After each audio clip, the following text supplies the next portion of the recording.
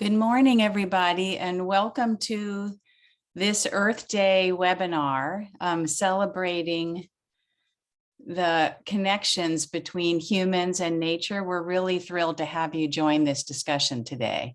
So happy Earth Day. And as you all know, globally, the financial system and governments increasingly recognize both risks and opportunities that must be managed due to the intertwined nature of dynamic climate forces, biodiversity change, and economies.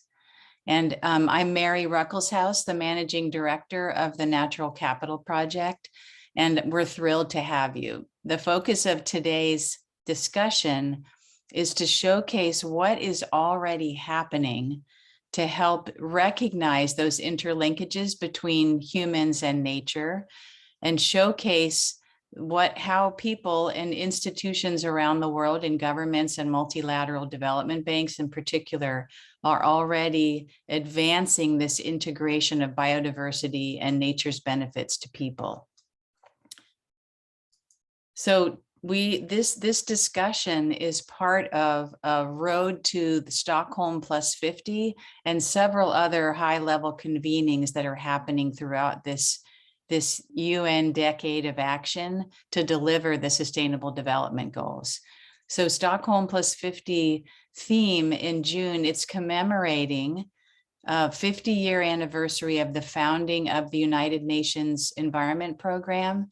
And it's hosted by the United Nations, the Swedish government, and the Kenyan government. And that theme is a healthy planet for the prosperity of all, our responsibility and our opportunity. So that's a great sort of message for us to be thinking about today. The other efforts going on, as you all know, are this roadmap towards the 2030 agenda for the Sustainable Development Goals, the Paris Agreement on climate change, the post-2020 Global Biodiversity Framework, and many countries adopting green post-COVID-19 recovery plans. We also are honored to have today Emily McKenzie from the Task Force for Nature-Related Financial Disclosures, who represents a whole other community in the private sector, also working towards these same aims. So the plan for today is to have two panels with short opening remarks from each of these experts shown here, and then a really nice chance for you in the audience to join in discussion. So what we encourage you as audience participants is to please use the Q&A box in the bottom of your screen. So to enter your questions, and then the panelists, as time emerges in their sessions, will discuss and answer your questions. So please participate. We really want this to be an active engagement, and we welcome your comments and questions. So for now, I'm going to kick off the first panel by introducing Steve Polaski from the University of Minnesota, who will be the moderator for that panel. So over to you, Steve. Great, thank you, Mary, and welcome. It is an Earth Day, and this is a great time to celebrate and also to take stock of where we are, both some of the discouraging trends, but also some of the hopeful signs. And we'll talk in this session about many of the avenues forward for making progress on integrating nature into decision-making, both in the public and private sectors. So recent reports, both from the IPCC and from IPBES, the Intergovernmental Platform on Biodiversity and Ecosystem Services, have documented the threats posed by continuing on our current trajectory. We all know intensifying climate change, loss of biodiversity, and the decline in the majority of nature's contributions to people. UN Secretary General Antonio Guterres succinctly summarized our current state of affairs by saying, humanity is waging war on nature. This is suicidal. So we need to change this. And increasing recognition of the stakes involved, along with increased recognition that we need to go beyond just climate change, that we need to also address the threats to nature, are a step forward. But progress, frankly, has been slow, and changing the trajectory is necessary but difficult. So transformational change will require shifts in government policies, as well as in the economic and financial system. These shifts need to be rapid and they need to be large in order to match the speed and scale required to effectively address climate change, loss of biodiversity, and loss of ecosystem services. But there are promising avenues opening up for us, and our panelists will share a number of these. Before I turn it over to them, I just want to mention a couple other ones that I've personally been involved in and the Natural Capital Project has been involved in.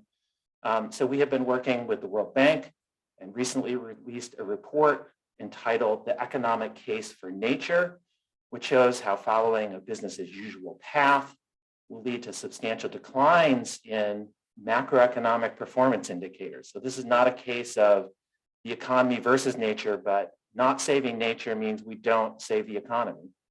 And that carefully designed interventions like payments for ecosystem services and reforming agricultural subsidies can deliver large environmental and economic gains. Other recent work with the Natural Capital Project and the World Bank is developing and applying a natural capital index approach that shows how well or poorly countries are doing in sustainably managing their environment, and what types of changes in management of land, water, and air resources would improve environmental and economic outcomes. Our three panelists in this session will describe other successful implementation of natural capital approaches that show how we can integrate biodiversity and nature's benefits to people into decision-making at scales that can make a difference. So it's a real pleasure to have our three panelists. I'll introduce the three and then I'll turn it over to our first speaker. So our first speaker is Gretchen Daly, who's co-founder of the Natural Capital Project and Bing Professor of Biology at Stanford. And Gretchen is going to talk about the need and opportunity for scaling frontiers and understanding connections between health and the environment. And then the second speaker will be Mary Ruckelshaus, who you've already heard from, who's Managing Director of the Natural Capital Project. And Mary is going to be talking about coastal climate resilience in Belize and the Bahamas and scaling approaches there. And then our third speaker is Professor Ouyang Zhihun, who is Director of the Research Center for Eco-Environmental Sciences at the Chinese Academy of Sciences. And Ouyang is going to talk about policy and finance innovation in China, scaling gross ecosystem product. So I'd like to turn it over now to Gretchen for the first talk. Thank you. Good morning, everybody. It's such a pleasure to be here, joining hands and working to make these advances that we all recognize are urgently needed. I'm going to summarize a really exciting frontier using a few slides that I hope you can see quite readily here. So basically, we're all working as hard as we can to reach this inflection point where it becomes natural to integrate the values of nature into decision making. This nature health frontier offers a lot of opportunity in helping to awaken people to the immediate risks and costs of destroying nature and the imperative for integrating what we know into decision making, especially in planning, policy, and financial investments. So the advances we've made over the past decade are really tremendous in partnership with many different research institutions and implementing institutions working together in the realm of the Natural Capital Project to advance demonstrations that illustrate how we can bring many different areas of understanding of human dependence on nature into policy, planning, financial investments, and more.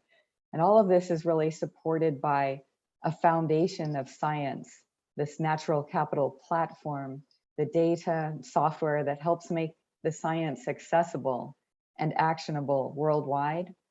And we've seen worldwide many successful demonstrations now illustrating how we can drive impact and scale that impact from what have been individual demonstrations to now ever more creation of a universal language, approach, and standards for integrating this scientific understanding into practice. A lot of this has been codified now in the Invest software in many different arenas, sort of shown here. In terms of creating this universal language, a lot has been taken up. In some countries really dramatically, and others just the first putting the toe into the water. And the area that really stands out as now needing and being ripe for key advances is health, the relations between nature experience, and health. And we've done a lot and know quite a lot about nature, such as upstream forest or downstream wetlands and water quality. We know a lot about land use and degradation and different aspects of air quality. We know quite a bit about the crucial value of pollinators for food security and especially nutritional access to some of the most vitamin and micronutrient rich crops that bees pollinate, the fruits, nuts, and vegetables. A lot of this has been incorporated into parts of Invest or in applications of Invest in meaningful policy engagements. And what we're really pushing at now, especially of the pandemic, is this realm of urban living, city living that's known to involve nature deprivation at many levels, and where it's a tremendous for people, as we can feel in the pandemic, to experience nature. What we found, just to summarize in a few domains, is through a lot of research that's been done only in the past decade, in many cases, tremendously compelling evidence and findings relating nature experience to, in this case, emotional well-being, illuminating a boost in social interaction and engagement, increased sense of meaning and purpose in life, improved manageability of life tasks, and overall improved affect and reported happiness, with decreases in these other sources of mental distress, basically anxiety, rumination, negative affect, and risk of onset of attention deficit hyperactivity disorder, of depression, and other mental ailments. In a second key area, the impact of nature experience on cognitive functioning has also been shown to be extremely powerful and replicable in many settings. Improved memory, attention, impulse inhibition, imagination and creativity, and even school performance, shown here in one example in Illinois in the United States. If you look at architecturally identical classrooms and school buildings, the kids, this was a high school, in the rooms, such as the one on the right, with even a tiny glimpse of greenery outside the window, do much better in school performance. We can also go to nature experience on healing and recovery, going back to an early set of work published in the 1980s of patients recovering and either looking out at a tree or from rooms here or here across at brick walls, and finding that patients recovering from a particular surgery needed less medication, experienced fewer complications, and stayed fewer days in hospital. We also know from more recent work, especially on those taking care, medical workers, of COVID patients, that experiencing nature leads to lower stress and lower burnout rates, which are extremely important. Finally, perhaps the biggest frontier is just in relating nature experience to physical activity and well-being, especially in places where there's so little nature, and trying to design interventions that offer the greatest benefit in terms of access and promoting physical activity, especially also in times of increased heat and air pollution and other factors that keep people inside. All of this is now leading to a final frontier that I'll touch on, the impact of nature experience on microbiome and well-being. Here featuring work in Finland by a tremendous group. In fact, they just published a paper yesterday in Nature that's worth looking up, but here showing in schools and daycare centers in Finland, an intervention involving greening of schools leads to greatly improved microbiome, just these small elements of adding some grass, some logs, a little planter box for kids to play on, and get their hands in the healthy soil leads to improved microbiome and measurable improvements in immune functioning. So all of this together, we are trying to integrate as fast as possible into the universal language approach and standards that are emerging. And with that, I'll thank you for participating and turn over to Mary. We're back to Steve. Thank you. Thanks very much, Gretchen. Yes, Mary, on to you. Thank you, everybody. And thanks, Gretchen, for that great overview. One thing that I will do now, just to show a little bit of some examples of how we can take that science that Gretchen just talked about and integrate it by co-developing solutions with leaders in countries around the world. So I'm going to show you two quick examples of some of those pins on the map that Gretchen showed of how we can engage with decision makers who know best what they need in their country and what their priorities are. So I'll first tell a little mini story about Belize, who is a leader in the Caribbean and around the world in conducting multi-sectoral coastal zone management planning, and also using their planning to drive climate resilience, much more ambitious goals for the Glasgow Pact just last fall. So this woman in the picture on the left is Chantal Clark Samuels. She's the one on the right. She's the CEO of the unit, the agency in Belize that's in charge of integrating across ministries, across sectors, and thinking about how their coastal zone is managed and used. So with Chantal, we designed a process based on mutual learning and building trust first and foremost. So Chantal and many of us know that her country men and women make decisions based on emotions and sometimes based on facts, but the facts can't penetrate until there's trust. So we recognized how much we had to learn from Belizeans who know so much about their natural systems, but they didn't know much about where and how much, and some of the very quantitative guidance that can come from science in terms of where to invest or where to change policy. So that's where our collaboration focused.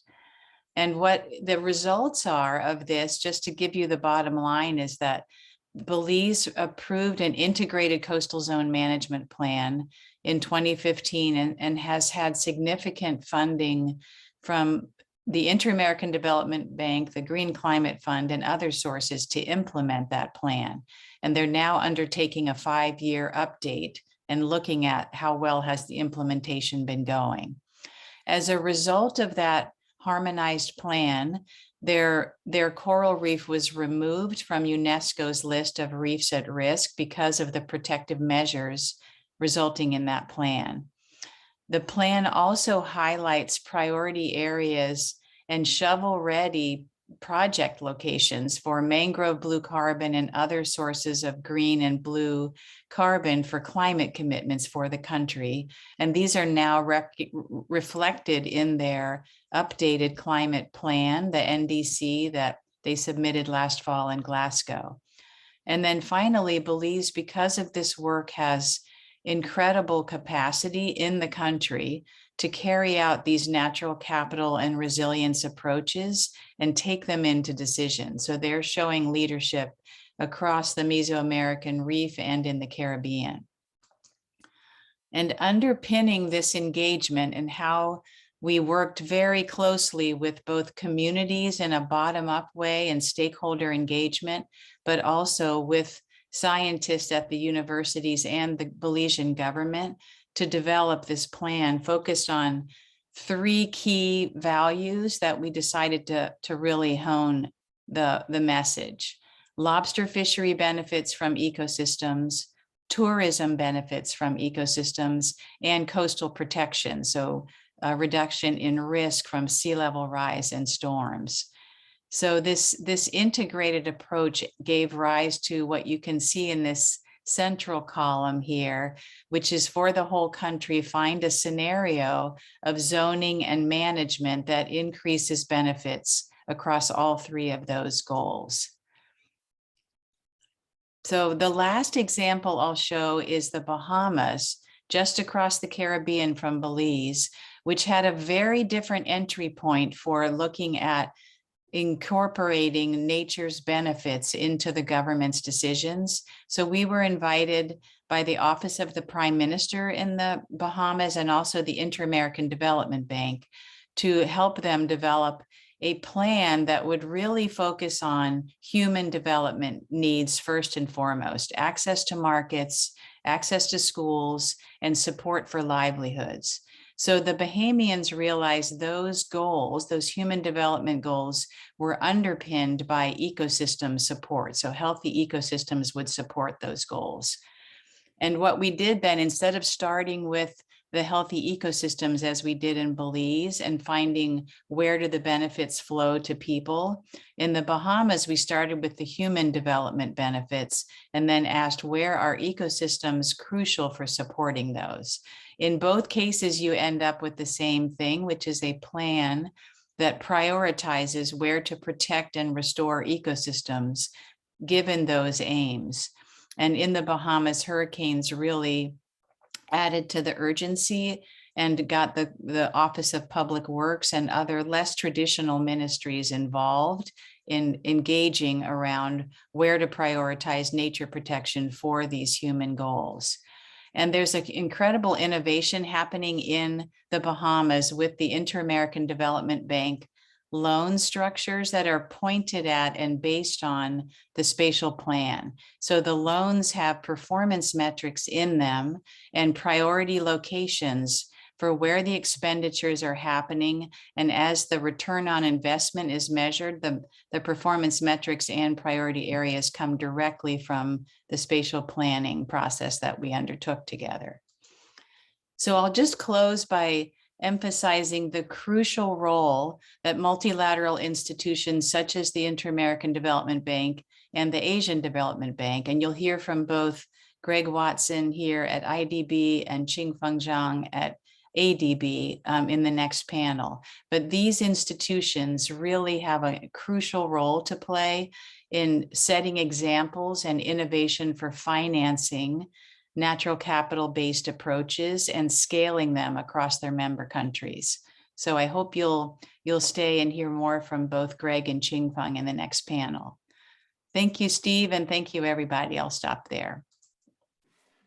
Great, thanks, Mary. Thanks to both you and Gretchen. You've provided a number of really good examples of both in the science and then translating into practice. And next, I'd like to turn over to Professor Ouyang Zihun, who will talk about gross ecosystem product in China.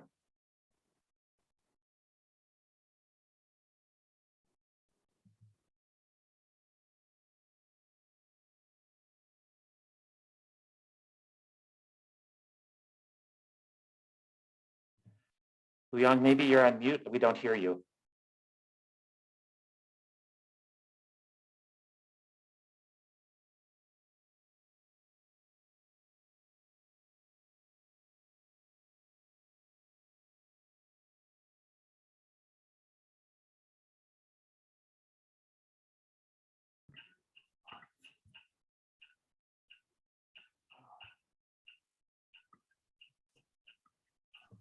So we could see your slides, but we couldn't hear you.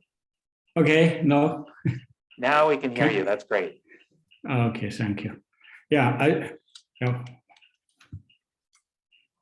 My topic is gross ecosystem products and accounting application in China.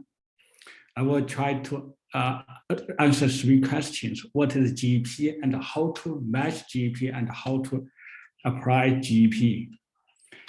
The world is coupled system of nature and human being.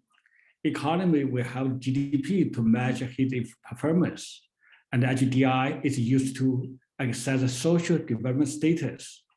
But the nature, we don't have the widely used indicator to match his contribution to the human well-being. So we need a matrix to measure natural contribution to the people. In China, actually, in order to advance the ecological civilization, so President Xi put forward a vision, clear water and green mountain, a gold and silver mountain, to give prominence to natural value for people. So this we need to establish of accounting system to support the ecological civilization progress. So gross ecosystem products we defined is aggregated value of final ecosystem goods and services supplied to the people in a given region annually, such as a country, province, a county. And to do accounting, we just first we needed to ecological and monitoring system and the data collection. We use investor model to accounting the variation, especially with where the ecosystem services produced and who benefit, and then we evaluate the natural contribution to the people to answer how much. Here I just give the pilot accounting in Qinghai. Qinghai province located the eastern part of the Tibet Plateau, known as the water tower of East and South Asia. It's the source of the Yellow, Yangtze River, and the Mekong River. It's the most important river basin in China. And the fact that we're mapping ecosystem services prevailing in across the Qinghai provinces, Chong province, which area provided what kind of services and how much. And then value each ecosystem services and the production, like material services, regulatory services, and non-material services. And then we added all the value of dividend services. We can say the Qinghai in the 2015 about 185 billion yuan. And then we analyze the beneficial in different scale. For example, the value contributed to the local about 36%, and for the whole other part of China about 6%, and also we have 12% for the global benefits to the world. And then how the application with where, how much, and whom.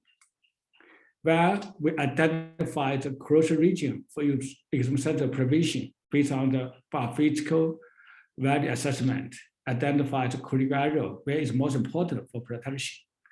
And then based on this, the basic part of ecosystem services, we design the new country policy. From the regional development strategy, identify key ecological function zone in China. And for the analysis of management, we have the new policy ecological red line, protecting red line framework in China, about 75% of China. And then design the protected area system for biodiversity conservation, about 20% for China. Also, we figure out the scope ecological transfer payment to encourage, to ensure that sustainability supply of ecosystem services. And we're happy to say Since 2000, based on things of the natural capital investment, Chinese system improved. About 70% of forest conservation quality improved, and half of the grassland extreme quality improved. And also in services improved also except the wildlife habitat. And also how to use it as a still major challenge, like repeatable, applicable, and scale up. So for solve this challenge, we make the national stand in review. We hope will release soon. And also with department stand issued by ME, for example. And also we have some local stand for the Zhejiang province and the Shenzhen, Lisan, and Guizhou province, and so on. And this Shenzhen State explore our GDP account system for yearly accounting parallel with the GDP. And also we're happy to say the 2021 last year, UN Statistics Commission adopted GDP as a monetary indicator for economic services and economic assets accounting. And for the pilot region in China, we have the 4 provinces, including Beijing, and more than 10 states and 100 counties all over China. Thank you.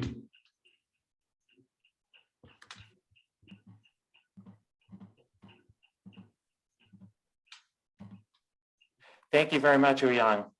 So I'd like to welcome our 3 speakers on the first panel back. So Mary and Gretchen and Ouyang.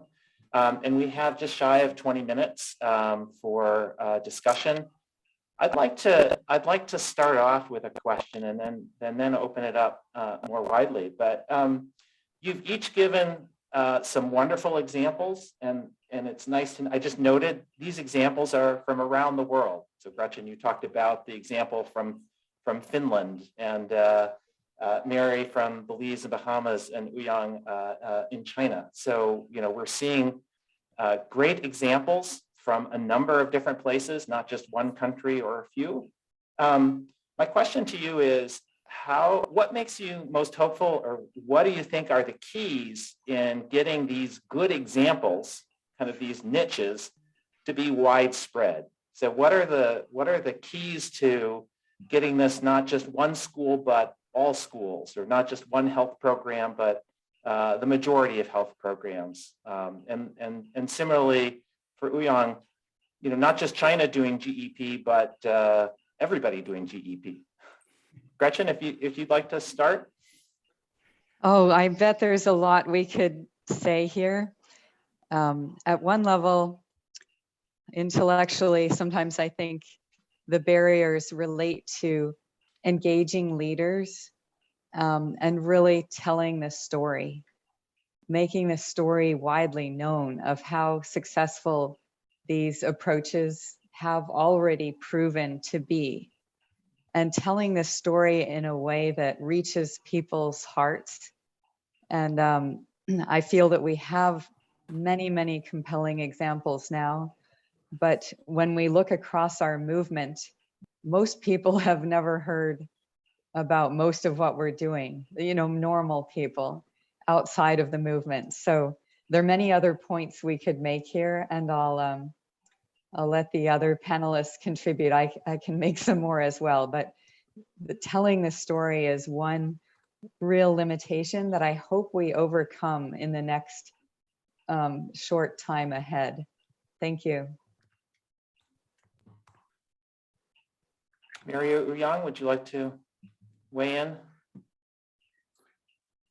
Oh yeah, I just say like this. You just mentioned the GEP, and we hope it can be an indicator to match the progress of the conservation, not only in China, according to our experiments, also can be the other part of the world. Actually, in China, we have this big country, at America and other countries. A different area have different by the physical and ecological features and culture features. So we can use some of the way to leading the people to push the conservation So how would more services and natural capital to provision for sustain the development?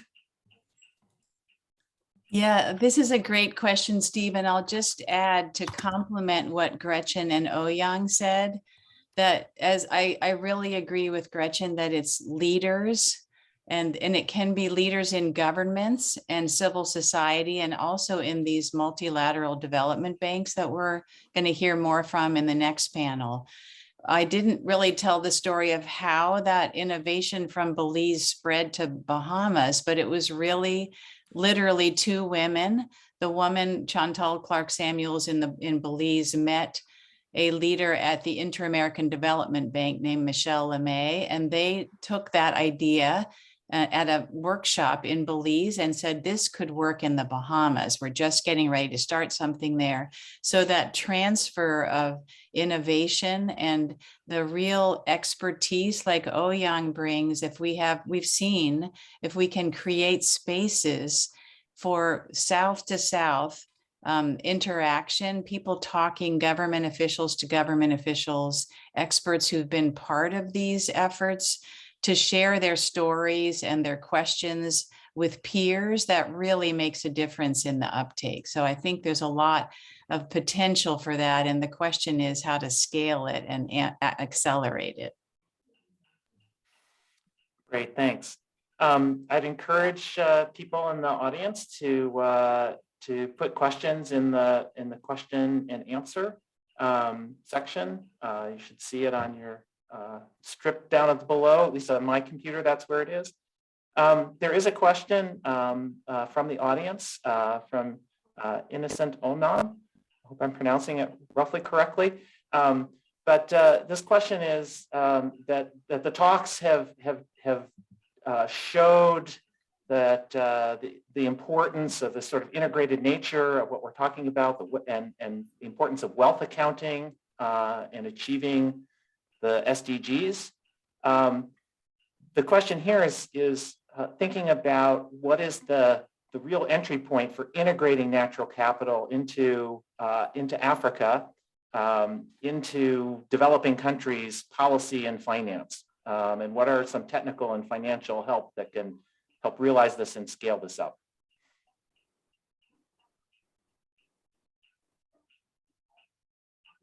I think that's a really, really crucial question, Innocent. Thank you for that. And it is the big starting point in most engagements in countries interested in starting on these approaches. What I've seen, and Ouyang showed this very well in China, and we've done this in Belize and Bahamas and many places around the world, is that to pick 2 or 3 starting nature benefits to really begin with. So don't try to take on the world.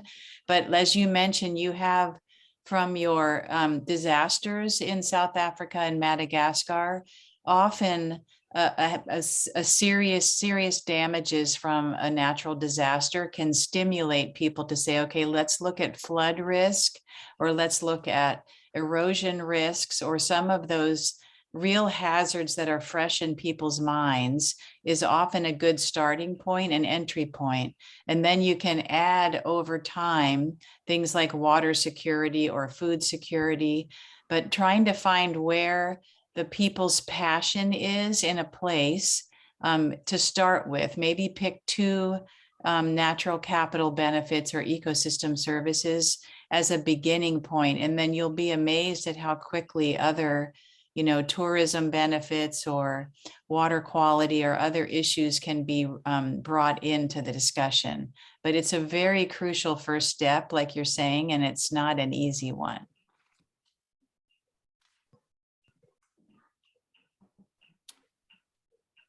Okay, let me, thanks, Mary. The questions are coming fast and furious now. So let me turn to the next question. This is from Siddharth Sachdeva. Again, apologies if I'm mispronouncing names. But Ouyang, this is for you. There's interesting connections between the Human Development Index and gross ecosystem product.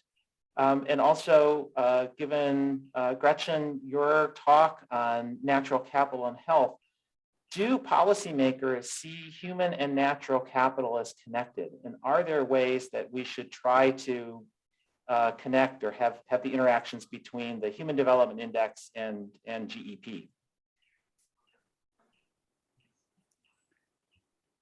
Okay, great and fast. Oh, hello, Sid, and thanks for that great question. And that is a challenging one, but you're pointing to a very clear arena where there is strong interaction. I mean, even in the summary I gave of some of the health related work, it connects intimately to natural capital. And in fact, you know, in many ways, all of the taxonomy that we give of independent sort of lines of interaction or pathways of interaction, actually, they're completely interdependent. Human well-being and the well-being of nature, whether we're looking at human and natural capital or anything else, interact very deeply. And so at one level, an approach to your question is just to indicate how important it is to shift the vision for human development more completely. It's not only about centering nature in the vision for human development and the approaches, it's about also taking a much more inclusive as well as a greener approach to human development. And that means investing in human capital, basically, and bringing many more people much more equitably into the focus of investments in human development. So in many ways, it takes us also to Ban Ki-moon and the Sustainable Development Goals. They're all totally interlinked, and pursuing just one thing alone will not lead us in the way we want to head, but rather following what Ouyang's GEP approach enables is sort of having more of a dashboard and taking an integrated approach, factoring everything in, something that we need to, I'll turn over to you, Ouyang. We need to keep expanding GEP at the science basis to be truly integrative. Ouyang, do you want to add to that? Yeah, I think your reply is perfect, but I just totally agree. The GP and HDI is interact each other. If we have the, how to say, the bad environment ecosystem, they provide the services for house, definitely improve the HDI index. That's, I agree with that. This is really interesting question, actually. Yeah, great. We're going to stay on the topic of GEP. So a question from Puri Yarvinen is how widely is GEP being used as a measurement method, and how well does it integrate with the UN Environmental Economic Accounting System? And then I'll just note, there's also a comment in the chat from Greg Watson, who will be speaking in the next panel, about thinking about transferring the GEP method from China to Colombia. But Ouyang, first, what's been your experience in the uptake of GEP? Oh, three questions. I think you also the GEP aspect you can have. I will act really fast. Okay. And the GP actually in China actually is really widely used, not only for the accounting the natural contribution to people, actually as an instrument, as a policy instruments to make a new policy. And in China, I just mentioned identify the crucial area and the national park design, something we also use by physical value of the economic services, identified area to protection, and also for the financial investment as one of the indicate tools. So, and just how well does the contact connect with the UN environmental county system? Actually, I just mentioned last year the UN environmental have released a SEA, ecosystem accounting system, and adapt the GP as an indicator for the monetary value of ecosystem services and ecosystem assets. And also have some pilot study in China supported by the GEP by the UNEP and the UNSD in China. Actually, there are another thing is coming. We also use some of the new method idea from the SEA. Also, as EAA also use some of the idea from for the GEP. So the second question. Second question in China include the social and cost calculator. Oh no, we didn't how to account the cost. We just account the benefit from the ecosystem. And from the Colombia, I'm happy we can work together. So this GP is on the way, the development. We have another challenge, we have another question, a problem to solve. I will be happy to work together to meet this question, to find a solution for how to use GP, how to account GP, how to use GP. So, thank you. Great, thank you, Yang. I'm going to paraphrase one more question because I think it's an important topic. There are lots of great questions here. So, Gretchen and Yang and Mary, please look at the Q&A and you can answer it live as well. But this question is from Victor Glass, and Victor asks, how, like in GEP or other systems, do we account for kind of regional effects? So if there are things that are done that create carbon emissions in the region but affect other regions, how is that accounted for in GEP or other, it doesn't have to be just limited to GEP, but thinking about kind of cross-country or cross-regional effects.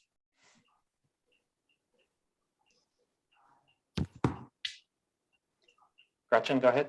Okay, I was looking at Yang, if you want to jump in first. Go fast. Okay, that's a great question, Victor, and I think gets to the frontier of the modeling and approach so far, though Steve, you should also jump into this. But initially we've calculated GEP focused on the supply area, say Qinghai in the example that Yang gave, and looking at what's generated locally and then what benefits are distributed both locally and regionally or even globally. But getting to that next stage of analysis that you propose, I don't think we have gotten there yet. And what you're raising though is a point, I think, about GEP, that in many ways it's an attractor for driving innovation in how we think about all these problems. And there's a lot of scope to deploy GEP in different ways.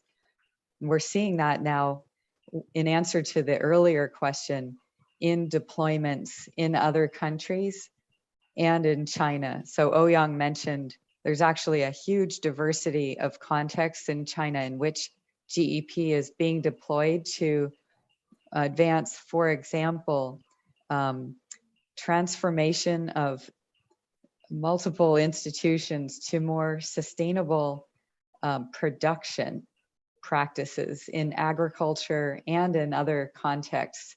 And that alone it's actually quite elaborate how much needs to change to incentivize local producers to shift to sustainable agricultural practices and be rewarded throughout the supply chain for that shift. And then similarly, in the earlier question, there was a point as to applying GEP in other countries. And we are seeing uptake, and it's very exciting thanks to the Inter-American Development Bank providing support. Colombia is now taking up GEP focused initially on the water sector. And then soon with Asian Development Bank support, Mongolia and Sri Lanka, they're actually launching now, are taking up GEP, and those will involve other kinds of questions and focus on other sectors. So the idea today is to advance GEP in many different contexts. And that will require many of us coming together to support and innovate. Thank you. Okay, I will follow the diamond government, the question. That's a really good question, how the government reacted to the GDP.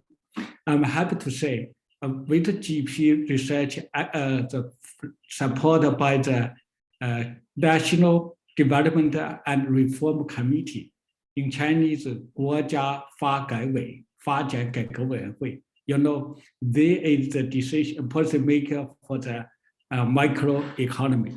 So this is related very much. And they push it very seriously.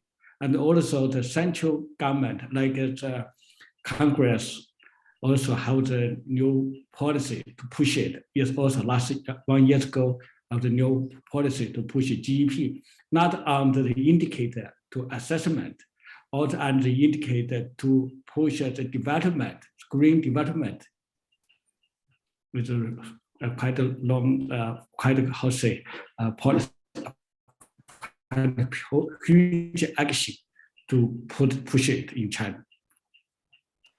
Great. Well, thank you. Yeah, thank you. Thank you, Ouyang. Thank you, Mary. Thank you, Gretchen. I could keep this for my purposes going all day, but we do need to cut off this session now.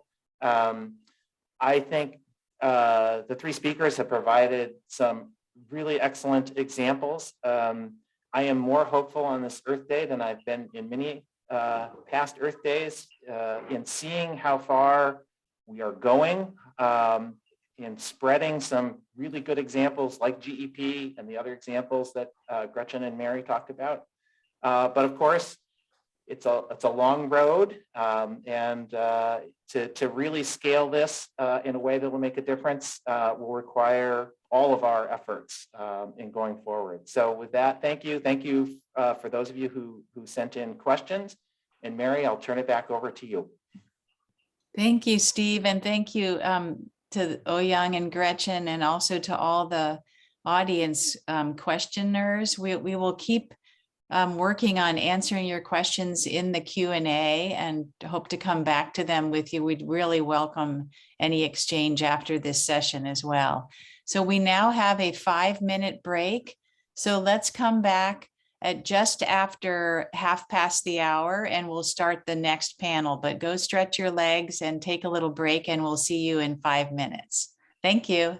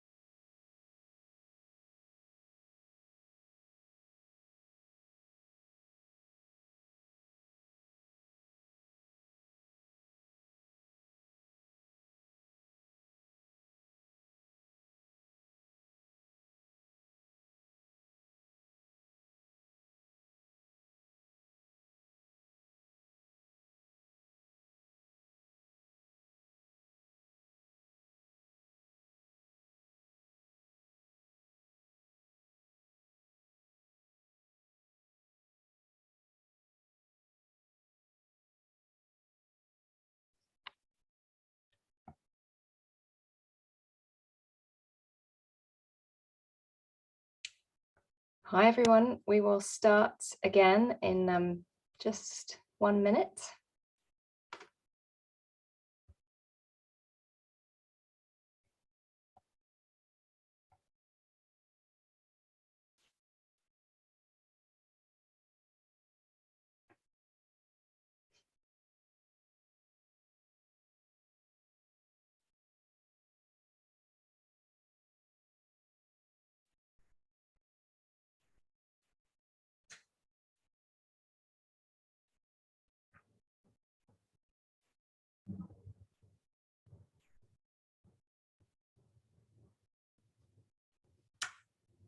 Okay, I think we will hopefully have people gathering back now for our next panel session. So happy Earth Day, everyone, and happy Friday. It's wonderful to be here with old friends and new colleagues to celebrate together with this event. Our second panel is going to build from those inspiring examples we just heard from Gretchen and Mary and Professor Ouyong, to focus on mainstreaming, which Steve was already starting to ask questions about. So how do we bring natural capital approaches into the mainstream, into development and economic and finance thinking, and how do we scale this up? So, and what are the challenges and opportunities for that to happen? So before handing over to our three excellent panelists, I just, as Steve did, wanted to give a couple of examples from my own experience along these lines. So I had the luck of working with Professor Dasgupta, who's a professor of economics at the University of Cambridge, on the Dasgupta Review, which you may be familiar with.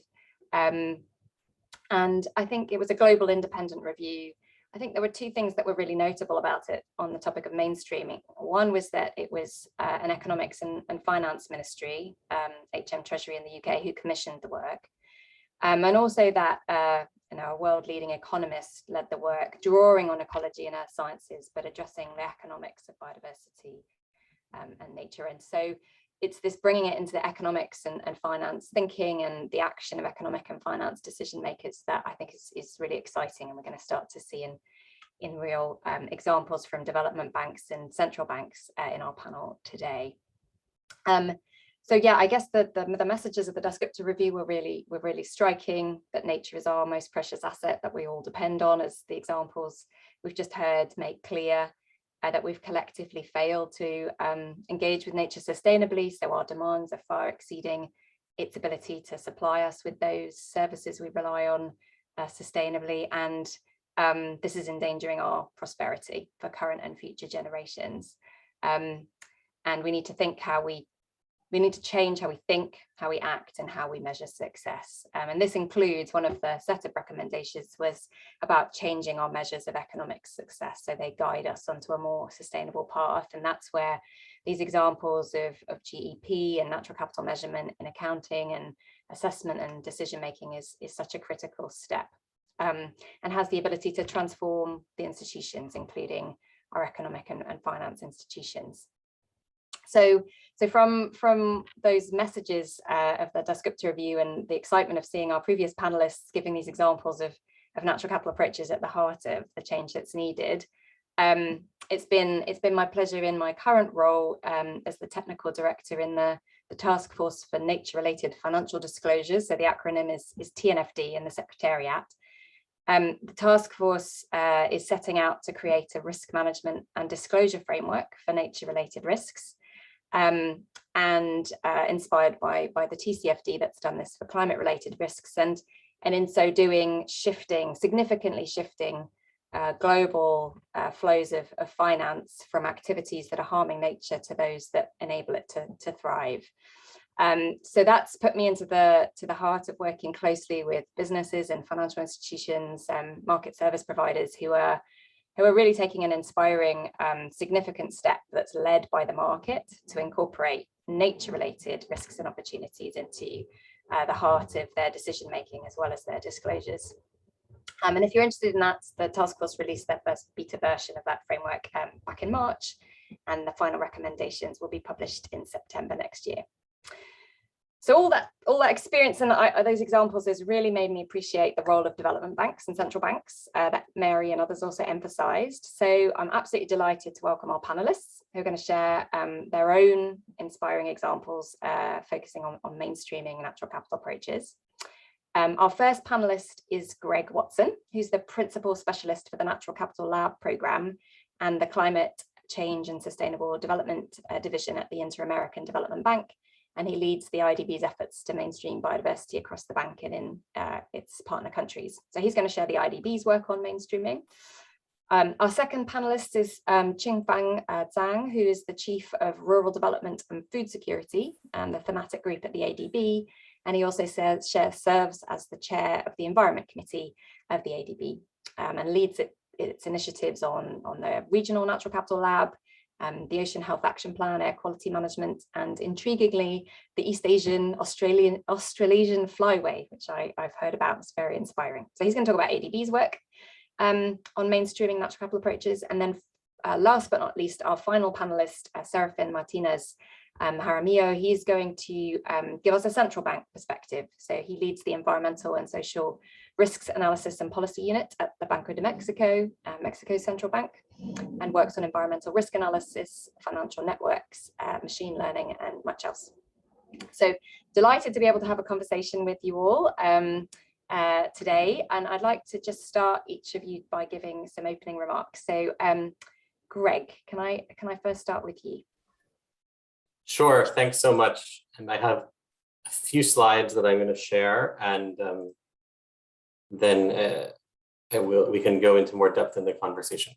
So hopefully they're being seen. So thanks so much for having me here today. Basically what I wanted to talk about was go from the macro to the micro about how we are seeing in the IDB the integration of natural capital and biodiversity into our decision-making process, how we're supporting countries in doing this, and how we're also trying to support different individual projects with countries and with private sector clients. And I'll just start with our approach, which I'm not going to go too much into detail because it's what we've been talking about basically through this entire conversation. But really, since 2018 at the bank, we've been trying to embed nature into economics, into livelihoods, and to really talk about the importance of natural capital for livelihoods, for production, and all of the other associated values that nature provides to us that are intrinsic or that actually provide specific flows. And to make that the emphasis of the conversation that we're having, and to move out of the conversation only with environment ministries, where traditionally we would talk about conservation and restoration, but move into the conversation with finance ministries, ministries of planning, and the like. And also to put this in the international context of the treaties, the post-2020 framework, TNFD, and the recovery. And then internally at the IDB, our board requested us to actually begin developing a mainstreaming action plan for biodiversity and natural capital, which is something that we are finalizing right now. And let's see, this is not advancing. There we go.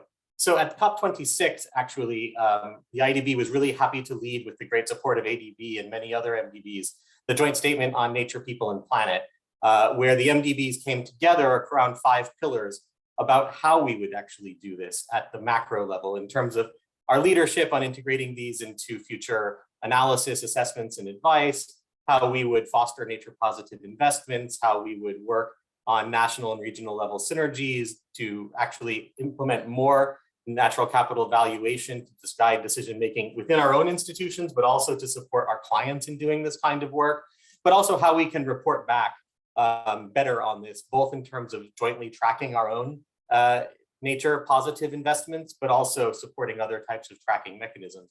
And I think this is really important because this is one of the first times that the MDBs have come together to actually state at the international level that nature is an important part both of achieving climate goals, but even outside of climate goals, that it's an important part of our work and something that we actually have these pillars to work on.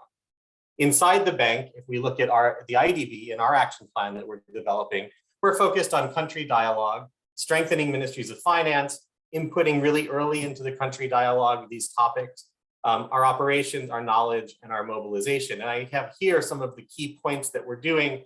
I won't go through all of them, but checking our portfolios, having dedicated resources to improve projects or to provide expert analysis, and different kinds of toolkits.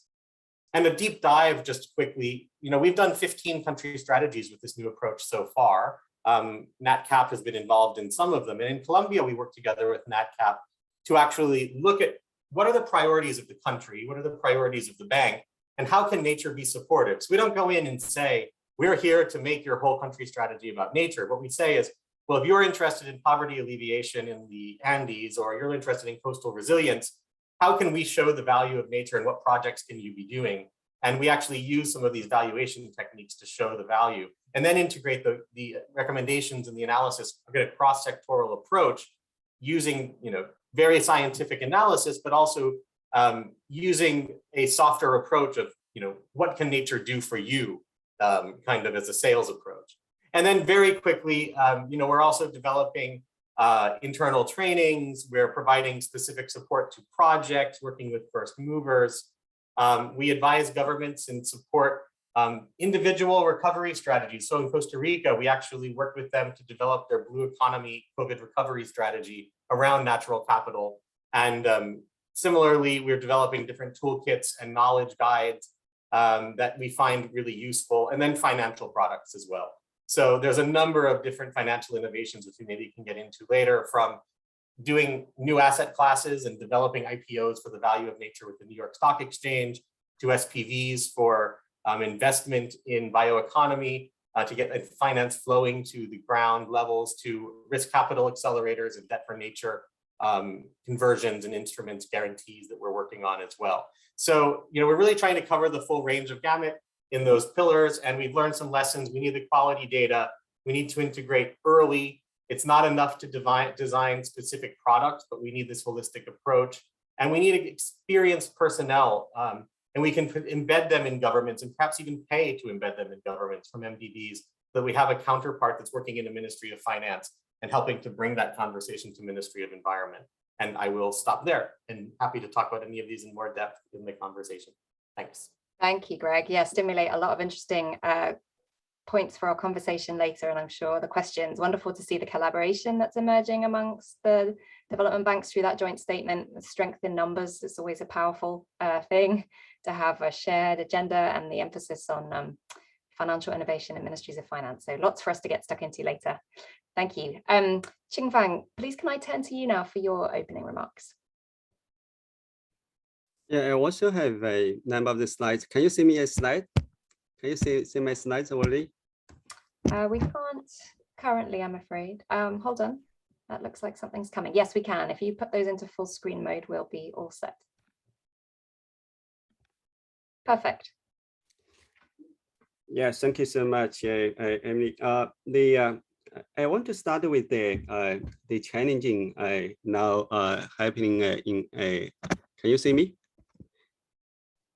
Yeah. So yes, I see you and your slides. Thank you. Yeah. Thank you so much. I want to start with the challenge now right occur in Asia Pacific. Now, of course, Asia Pacific right now we enjoy the most rich biodiversity. We enjoy 17 out of the 66 of the world's biodiversity hotspots. But same time, this region was a home to about the 1.2 billion of the world poverty. So the pandemic and the recent financial crisis take place here also driven a lot of over 166 million people jobless, and also the push the further 80 million people into the extreme poverty. Have seen that the poorest of the region also rely on the nature.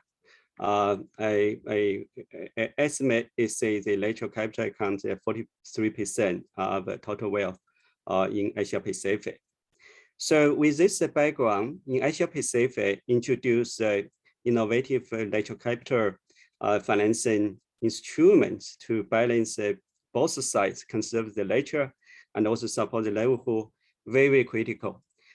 Asia Pacific in the very unique position to help our DMC to achieve this goal. So with this, probably I take a few minutes, run through the slides, and then after that, I can take the questions. Can you see my slide? Is that moving? Just try to click to through them. We're seeing Okay, the can you see it? Yes, you're moving fine. Yeah. Okay, so last year in the COP26, ADB announces a $100 billion climate ambition. To achieve this climate ambition, promoting natural capital, biodiversity, and natural-based solutions, very critical to achieve this climate and also environmental goals. And as Greg just mentioned, under the COP26, we also jointly signed the statement nature. We agree, and also we committed to mainstream the nature into our policies, analysis, assessments, and also the advice by the 2025.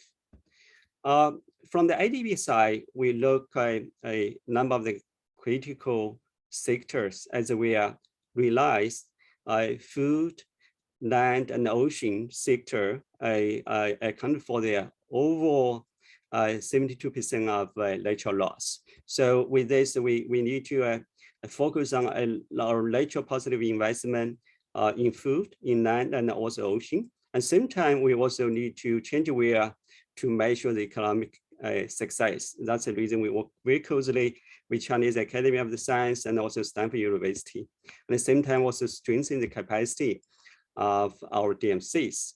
So last year, we showcased a number of key initiatives, particularly our regional natural capital lab with 4 key elements. One is value the nature, introduces a GEP approach. Second is strengthen the capacity of our DMC, particularly shift away from this harmful subsidy to the payment for ecological services, and same time also introduce a bank financing to help introduce a bankable project. Finally, is utilize the digital technology and also data science. So probably with this, I quickly run through the 3 key flagship programs. One is our ocean health program. It is $5 billion. Right now, we are on the right track to achieve this target. We very much focus on the blue food, addresses marine plastics, and also the enhanced coastal resilience. And also just last September, we are launching the first blue bond, and just this month, we launched our blue bond incubator in Poa Ocean Conference.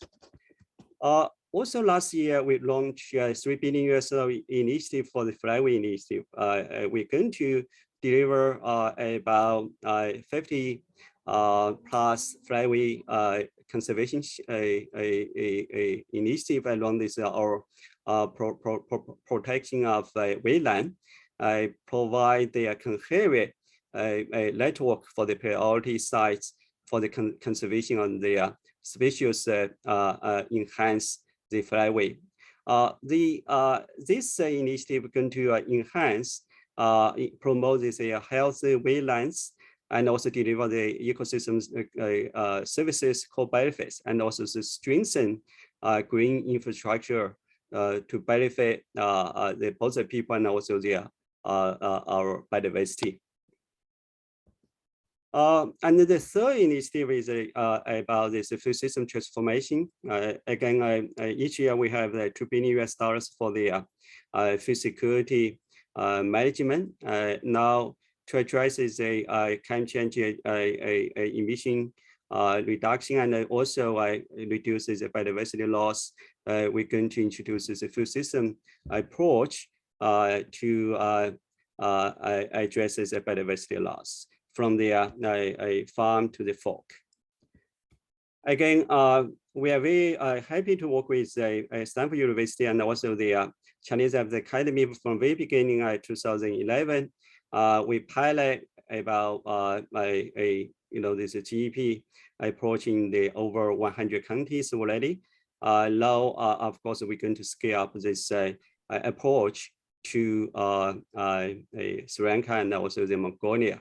Again, this GEP approach not necessarily is a replacement of the GDP, but very important instrument provide the metrics to measure the to provide the guidance for our financial compensation, and also enhance our payment for performance. This is one of the key initiatives we are just talking about, uses the innovative natural capital financing facility to support this three key a flagship program. One is, of course, is the natural capital lab through the accounting variations and methodology. Second is a enhanced utilization of digital technology to enhance the traceability and also promote the marketing, procurement, and also logistical efforts. Most importantly, to mobilize financial resources for our natural capital fund. And now we got this good support from the GF and also Bloomberg and many other foundation already. Finally, this is my last slide. I quickly share three key case studies. This is the first one is a Huangshan Xing'an River green financing mechanism in PRC along the Yangtze River. This is also one of the pilot project for our first blue bond. Essentially, we introduced blended financing to incentivize the farmers to use organic fertilizer and also a greening the agricultural value chain. Promotes the organic tea plantation, organic rice plantation. Through this process, we have, of course, a digital platform to have also the farmers capitalize the premium of the produce. Second one, we are ready to work with the Stanford University and many other partners to promote nature-based tourism. As many of our colleagues here understand, the Sri Lanka right now experiences a very difficult financial situation. Now, when we continue to promote the Sri Lanka recovery, we try to help them go to the right track for the build back better. So that's the reason we are very much focused on the natural capital approach. So yesterday we just have a good discussions with Mary and other colleagues how to support them. The third one is, of course, we are focused on rangeland management in Mongolia. Livestock production is a key produce in Mongolia. So we work with the Stanford University and also other partners try to promote this sustainable cashmere product and help incentivize the livestock value chain and also to promote the sustainable natural capital investment. So probably let me just stop here. And of course, later we can further discuss. Thank you. Thank you, Ching-Fang. Yes, very exciting to see your focus on transformations of sectors like food and infrastructure. I can see synergies with action in the private sector there, and the scaling up of GP through pilots in Sri Lanka and Mongolia is very, very exciting. So and some great themes coming through on data and metrics and innovative financing. So finally, Seraphin, we'll turn to you just for some short opening remarks before we move then to our Q&A and discussion. Over to you from a central bank perspective. And if Ching-Fang, if you could just stop sharing your slides, we'll be able to move to. Yeah, thank you, Emily. I'm waiting for my. I try to. Yep. Yeah. So Okay, it's okay already. All done. Over to Seraphin. Thank you. Yeah. Can you see the slides now? Yes. You're all on. You're all set. Thank you. I'll try to stick to the 5 minutes, so not in order to try to get the panel to close on time. So I'm Serafin Martinez Jaramillo from Banco de Mexico, and I must say that the views expressed here are mine and do not represent those of Banco de Mexico or its board. Well, I'm gonna spend some time just giving a brief introduction why the topic is so important for us as a country. And then I'll try to make the case for the central bank to be looking at all these aspects of natural capital. So basically, this can be said, I guess that everybody knows, But maybe something that is not very well known is that Mexico is one of the richest countries in terms of biodiversity. And it's the 4th place among the privileged group of 17 countries, which are mega diverse countries, whose diversity is around 70% of all known species. Now, unfortunately, in the last century, the natural vegetation in Mexico has been cut half. So that's why it is so important for us. And then we believe, well, I believe that an important element to achieve the understanding, to improve the understanding of environmental risk for the economy and including the financial system is to make this risk more visible. So, and I'm going to try to take on some tools that have been also developed by some colleagues in Mexico. So it's national technology, let's say. So that me and myself as a policymaker, I am interested in what these tools can be, how they can be used for our mandates. So I'm also profiting a lot from one wonderful organization that maybe some of you know, is the CONABIO, which is an organization which has been more than 20 years providing knowledge on the use of biodiversity in Mexico. Yeah. Now I'm going to jump. So the first work I want to talk about is by some colleagues from the National University of Mexico. And according to them, most of the biodiversity loss is concentrated in 9 countries. So you see those countries, and Mexico, unfortunately, is among them.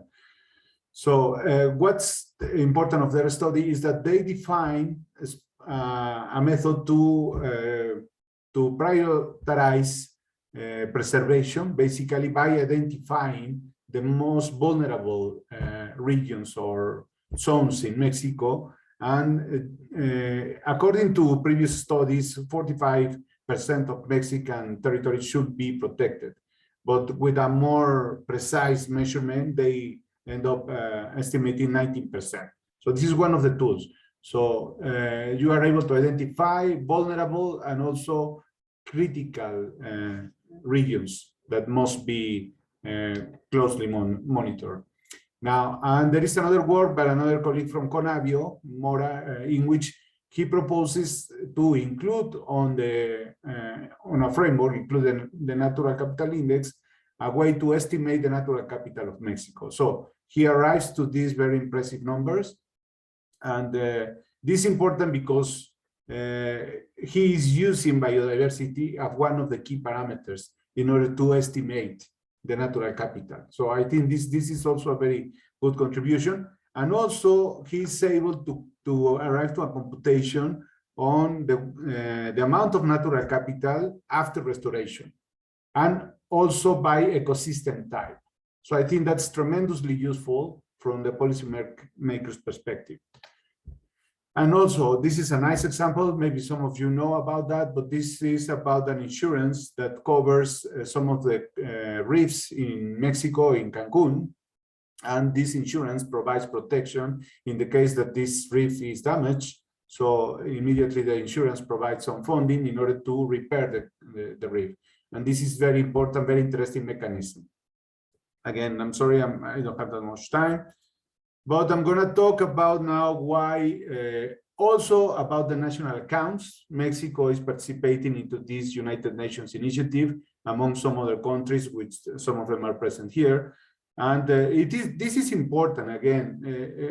We are lucky also on having this initiative running in Mexico. And one of the estimations of the National Statistics Institute arrives to the amount that 4.5% of the GDP has been lost because of environmental depletion in 2019 alone. And this is one of the things I participated. It's an NGFS inspired work in which we take the point of view of central banks and how central banking and why central banking must be concerned about biodiversity loss. So I participated on this great initiative. I was lucky enough to be able to work, and I produced some results for Mexico. Why do we care? Because banks invest in securities and they grant loans. And they grant loans in this way in Mexico. So here is where the exposures to ecosystem services is, meaning that this leads to some degree, physical risk and transition risk. So let's take a closer look. It's very quickly. So some of the securities are invested in these sectors, which are highly or very highly dependent on these ecosystem services. So this was the exercise that I produced for the report. So if you see the report, there is this exercise, and this is in the same spirit and some previous work, especially from the Netherlands Bank, Bank de France, also with the World Bank, who did an exercise for Brazil and Malaysia. And also what you can lead is to estimate how much of the bank's exposures is highly dependent or very highly dependent on one or more ecosystem services.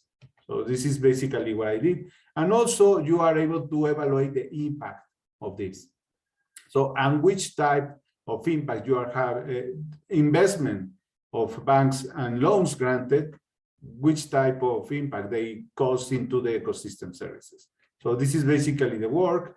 And that's everything from my side. I just wanted to also emphasize that Mexico, Bank of Mexico is proudly a member of the TNFD. So we are very happy to participate with such an organization. Thank you for your attention. Thank you. Thank you, Serafin, and wonderful to have that central bank perspective. And if anyone has not read the NGFS paper that Serafin mentioned, I really encourage you to. It comes to a very striking conclusion that addressing nature-related risks is central to the mandates of all central banks and financial supervisors, which is a very powerful conclusion. So if I could ask all three panelists, please, to join us with your cameras and microphones on. We'll get going with a conversation. And while all our participants are thinking of their questions, I'll get started with a couple of my own. So first of all, what do you think is the biggest challenge or barrier to mainstreaming these approaches, including in development banks and central banks, moving this into the mainstream of economic and development and financial decision making? And do you have any thoughts of how we could address them? Who would like to go first?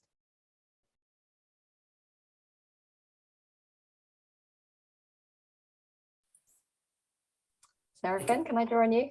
Yeah, I can start. I can jump in. Thank you. No, I mean, I think that one of the most important challenges is that there is this feedback with climate change. So we shouldn't rely only on current studies, but also try to mimic what has been done on climate change, meaning on scenario analysis. We are strongly thinking on ways of how extending our exercise, which is underway on climate change, the scenario analysis, to include biodiversity into the picture.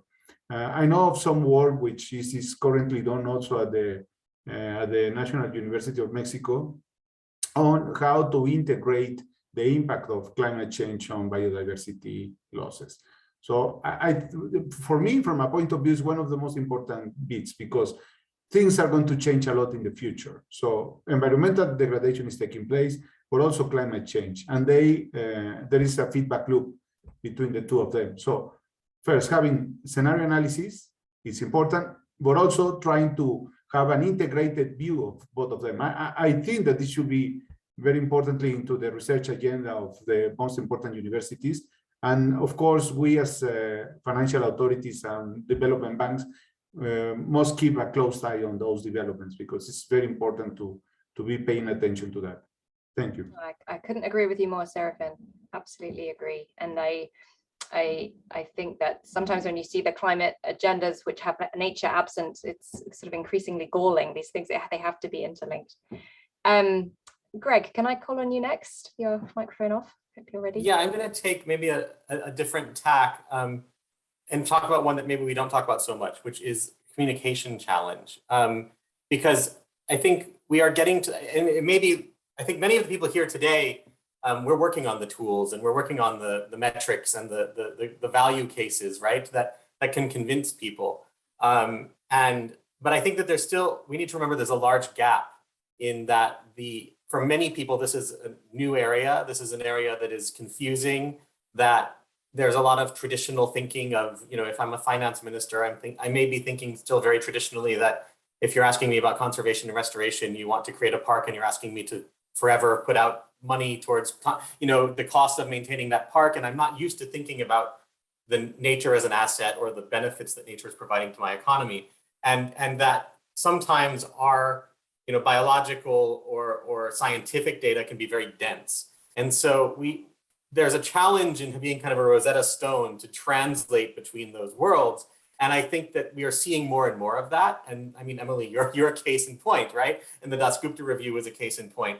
But I think there's a very limited number of organizations, actors, and individuals filling that specific gap of really taking the very, very high quality scientific and modeling data and value cases and transferring it into that digestible, actionable data of the policymaker or the person who makes the budget or the person who makes the investment. And that's something that we're very concerned at the IDB in supporting, but I think that we still see challenges. It's still very hard. Yeah, absolutely agree. And I think many of these examples where those working on the science are being embedded within the organizations who are taking the decisions is a really powerful way of building that sort of shared understanding. And I love the Rosetta Stone analogy of translation. So Qingfang, what about you? What do you think is the biggest challenge in this mainstreaming agenda, and how could we address it? I think the main challenging probably still with the measurement. That's the reason I think how important of the GEP. Actually, compared to climate change, carbon financing, why take a place, why have such a attraction? I think because it's certify the carbon emissions is so much easier to certify or the measure our efforts on reduces the lateral loss. So I still remember when I first we introduced the gross ecosystem product in PRC to measure the progress we make on eco compensation across the region and also across the river. Very beginning, because the government requires the IDB to provide assistance to say, hey, we invested so much on eco compensation across the country.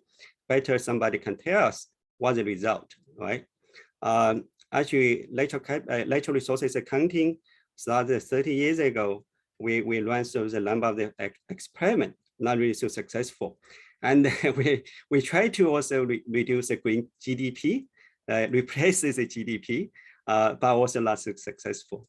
So I'm very, very happy to say, in the end, the gross ecosystem product, in the end, not just to say, the macro level is a national account, but very operational implications. Hey, this is a measurement we can use to enhance or monitor the performance of the local government, local states, and also I use sort of the measurements of the metrics for our payment for performance.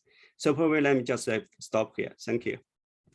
Thank you very much. And I'll draw on some of the questions now from the participants, which are set on some really, really interesting themes. So one question, and I apologize for pronouncing this name probably wrong, is from Pierre Järvinen, asking actually for our two development bank representatives here, what you think about the need to support smaller projects in non-formal sectors. So small and medium-sized enterprises, community enterprises, and so on.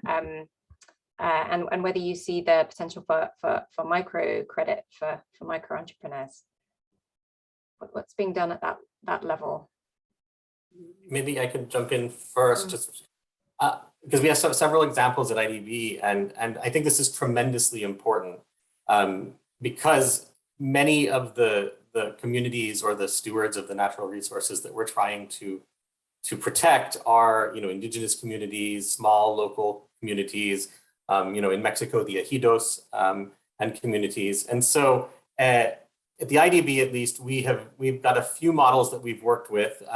One exactly is working with the Forest Investment Program in Mexico. We worked with ejidos to develop credit lines through microfinance institutions for forest restoration and conservation activities that were around productive activities, everything from sustainable forest management, but to honey production and tourism and things like that. And that was actually through these capillary financial institutions and through direct lending and technical support. But also, if we're looking more broadly in the Amazon, we just launched an accelerator program to provide risk capital to micro entrepreneurs and to businesses that are coming out of that NGO support, where they are kind of semi-formed businesses, and they need $500,000 of risk capital, maybe contingent recovery grants or convertible grant, or kind of early kind of quasi-equity before they can accept a larger investment or a loan from a national development bank. And so I think that that's a real important segment that we need to attend with those and other instruments as well. So definitely important for us.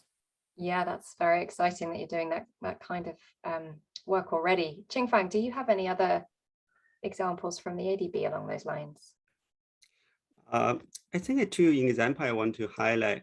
One is because it's Asia Pacific, we always involve small farmers and also the small and medium enterprises.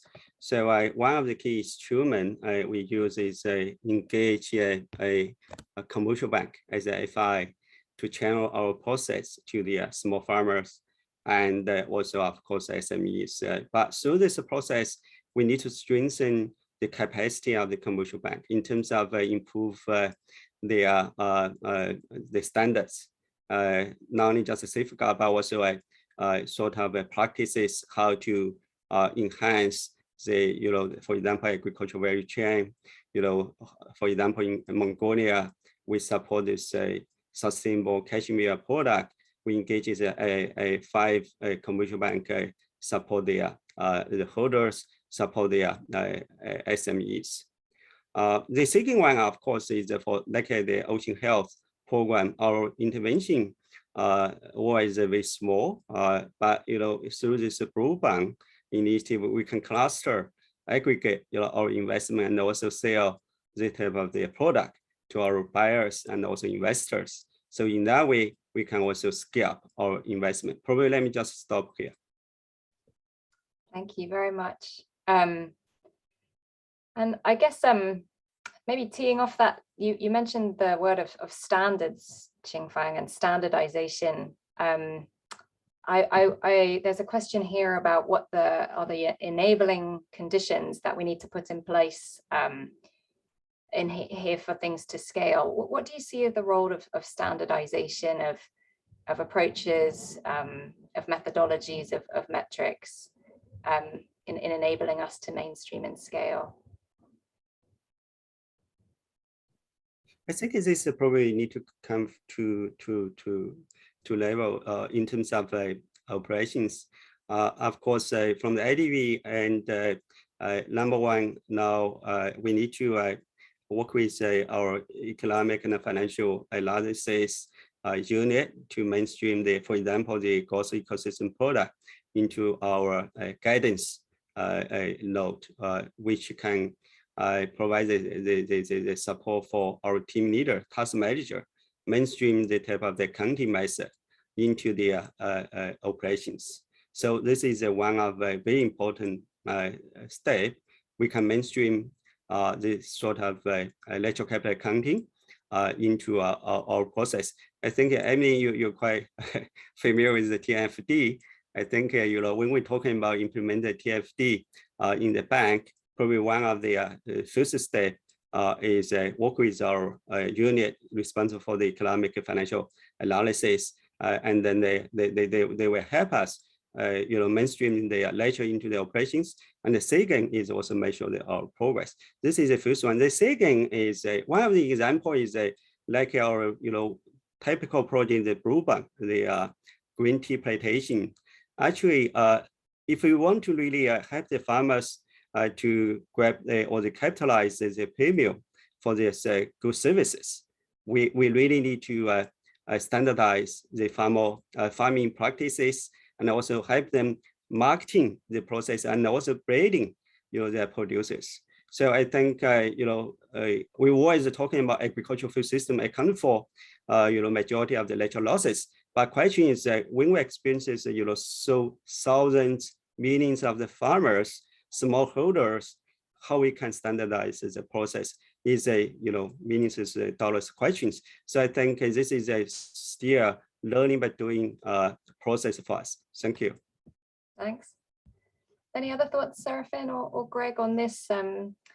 There's a more specific question along these lines on the implications and lessons for the examples of the success of the TCFD. There's also this more recent example of the SEC climate disclosure rule. So this is sort of giving specifics to that question on the role of standardization of disclosures as a way of generating change. What do you think? Maybe just really quickly on the MDB side, we are working as MDBs together because there's not even a standardized way to define like what a nature positive investment is, or even how much of those each of us are doing, right? And so that's something that we collectively are trying to work on now as a methodology for that. And if you look back at what happened with climate, I mean, it's a very similar process, right? Even to be able to get a handle on those numbers. Similarly with the valuation, different types of valuation methodologies, as MDBs, the EBRD has been leading a process where different valuation methodologies are being looked at, not saying that we will all convene on one, but that what are the strengths of different ones, and when are they most applicable and being able to be used. So I do think that there's been a lot of activity in the past, especially 4 years, and we're at a point now of trying to sort where everything goes into its different lane, and where is it most applicable, and where is it best used, and where are there overlaps that maybe things can be combined or used in a joint way. And I think we're all in that process right now, but I think it will help us scale in a much better way as we move forward. Similarly, with joining to investors, we're trying to develop more and more platforms where investors can go onto geospatial platforms and see where projects are happening and sort them, so that they don't have to spend 2 weeks calling everybody they know. I'm looking for agroforestry project in Peru involving gender. They can actually just source the first site, quickly. Yeah, that's great. And then how does this work, Serafin, from a central bank perspective in terms of, it's exciting to see the growing interest among central banks. What's the role there for replication and standardization? I can only talk from our side, which we believe that it's very important to work with international standards. In fact, the Banco de Mexico has been following very closely the developments of the ISSB, for example, and also the TCFD. In Mexico, we have a TCFD consortium, a Mexican one. So, and the Bank of Mexico participated on the conformation of such a consortium. And of course, as I already mentioned, we are participating as much as we can on the TNFD, because we believe that's very important to push in the right direction. The disclosure, it's in our view, just very important. And I just wanted to come back to one of the questions that is on the Q&A very quickly, if I may. Please do. It's just about the work that has been done, by France, by the Netherlands and Brazil in collaboration with the World Bank. The other work I know is the one by the Bank Negara, the Central Bank of Malaysia, who did also related work as we did with the World Bank. But I have to say that I profited a lot from my participation on the NGFS group, on the working group on biodiversity. And I'm very glad to say that this work is going to be in continuation at the heart of the NGFS. And the goal is to see how all this work is going to be incorporated into the other work streams of the NGFS, meaning scenario analysis, meaning monetary policy, meaning central bank operations, all that. So it's going to be continued work in the heart of the NGFS. That's all I wanted to say. Thank you. Well, thank you very much. And I think we are now drawing to the end of our time, but thank you to all three of you for what you've shared. If I, working on this, had said 10 years ago that in their closing remarks, integration into monetary policy, I would have never believed it. So I think we're coming a long way into getting this to the center of financial thinking and policy gradually, which is very exciting. Some real key takeaways from me from what you've shared. The power of thinking about the climate nature nexus and the connections there, given the momentum we're seeing around climate and what it means for all of us. The emphasis on capability building and understanding, and therefore the necessity of of communicating this clearly and compellingly and translating it to how other decision makers see their roles and understand their mandates. The importance of standardization to enable this to be quickly replicated and consistently replicated, and underpinning that the data and metrics, and we've seen some great examples of that analysis. And then that actually all of this is enabling data finance innovations both at large scales but also at the local scale, and some really inspiring examples of that happening in the development banks. So thank you very much for your great conversation and responses. There are some questions we didn't get to, so if you have the time, panelists, to put any written responses, I encourage you to do so. And I will now hand to Mary to finish off our overall session. Thank you. Thank you, Emily, and the panel. Yes, that was a really fascinating discussion. And yeah, if you do have time to put a few comments in response to the questions that we didn't get a chance to get to, panelists, we'll keep this channel open for a little bit. But I'm gonna just say a fond farewell to all of you for joining us today. And I have 3 brief reflections from what we heard from the 2 panels and the really good discussion stimulated by questions from you all who attended remotely. And I'm with Steve. I feel very optimistic on this Earth Day because what I heard today is that we are ready to respond to these urgent needs that we all see and feel and live and breathe every day with our planet.